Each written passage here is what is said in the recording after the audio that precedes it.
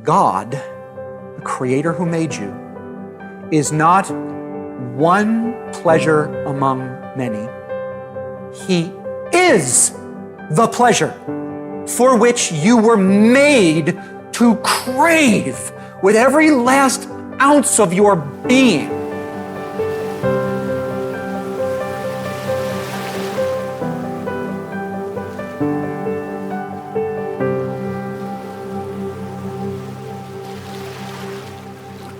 Everyone has placed something as preeminent. Hear that word, I'm going to repeat it over and over again. Preeminent. Something that is most important and exalted in your soul.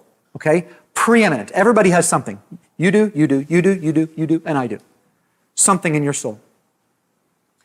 What set John the Baptist apart was what he said as the centerpiece around which everything in his life revolved. He made something exalted that flies in the face of, listen, every single TV commercial you've ever seen in your life. Every single one. And we're going to examine those two warring worldviews. The legacy of John the Baptist is what he put in the center. In your life, whatever you've put in the center to be exalted above everything else, you put that there in the center. Here's why. Listen closely to me. You have this preeminent thing in your soul because you have come to believe somehow, somewhere along the way, that by making this thing the most important thing, that's where happiness is found. Every single human being, bar none, has done this. And this morning, we're going to see what it was that made John the Baptist the centerpiece of his life. John joyfully, not begrudgingly, not somebody drug him, he joyfully exalted, that means centerpiece of his life, he made something preeminent. He exalted the purpose of Jesus over his personal mission. Here's what that means. Let me explain this to you. Everyone in this room has some kind of a mission or a vocation or a calling, something you're doing with your life. And I do mean everyone.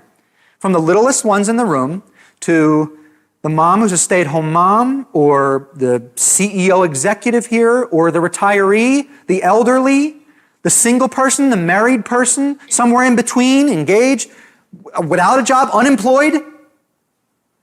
God has called you to some vocation, some mission, some calling, to which He expects you to joyfully exalt someone else's purpose over that calling.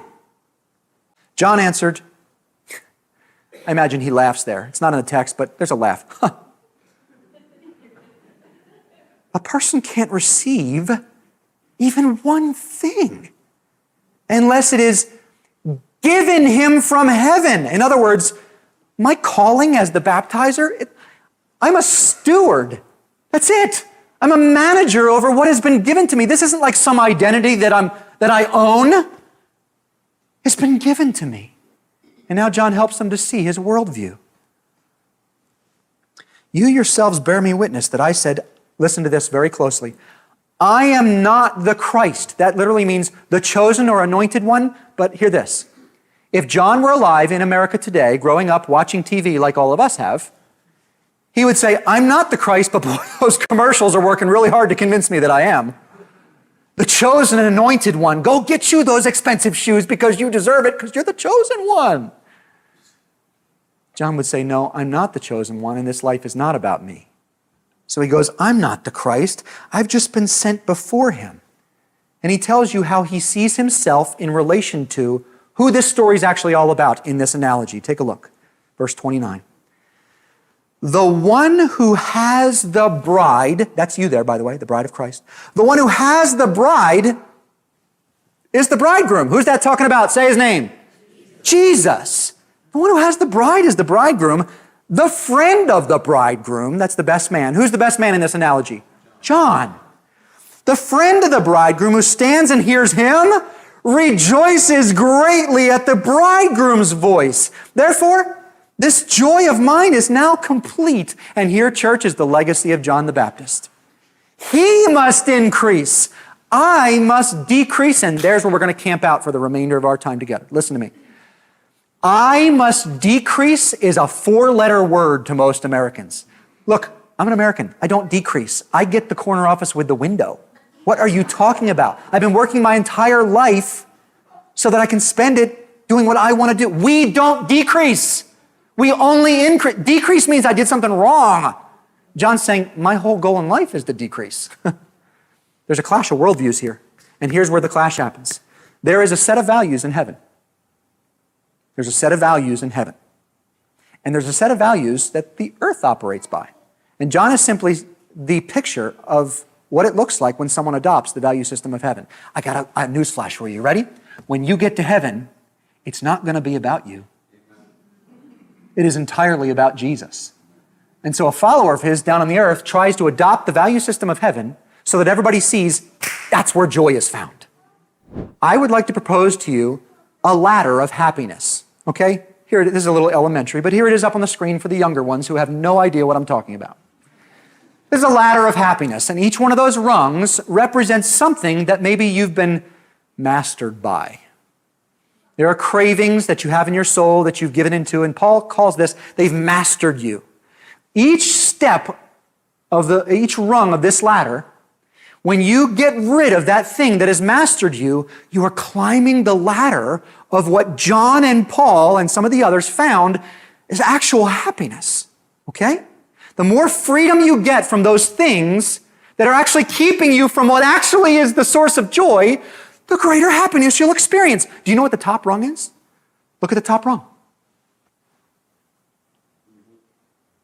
If you want to experience the highest level of happiness a human being can experience in a pain-filled, fallen world, it will only happen when you reach the freedom of self-forgetfulness. Self-centeredness has to go away.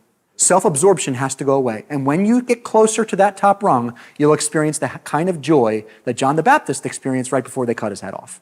John reached the top rung of the ladder of happiness because he knew that a creature made to exalt his creator could never satisfy him. Think about this. How many times have you gone after something that has actually made your life worse?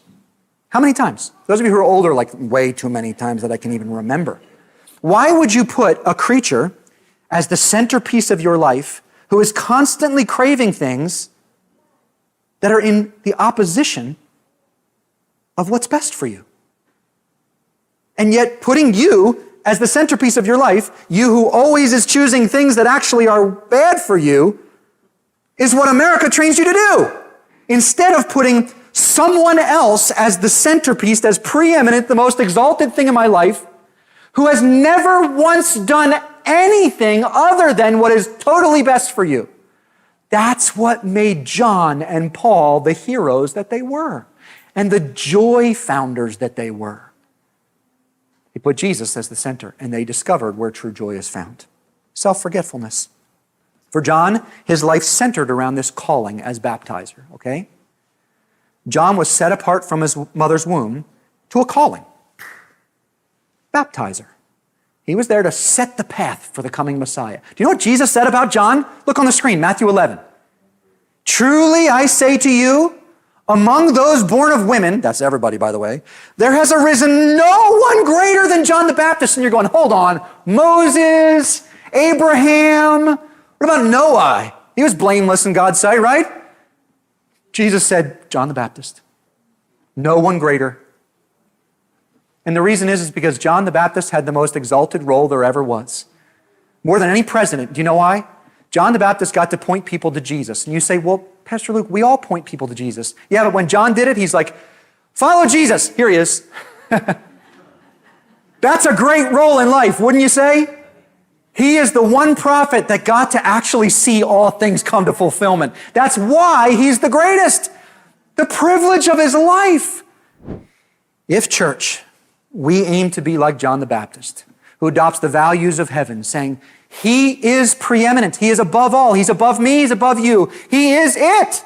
Then we will seek to shape our lives, purpose, mission, values, vocation, everything about, Lord, help me to decrease so that I can make Jesus increase. I just want to make you look great so that when I stand before you, I will hear, well done, good and faithful servant.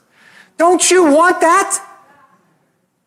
You can have it beginning now. If you just focus your life like John the Baptist, you will start to experience those joys that he did, no matter what circumstances you may be in. Hey friends, Pastor Luke here. Just wanted to take a quick second to say thank you for watching this video.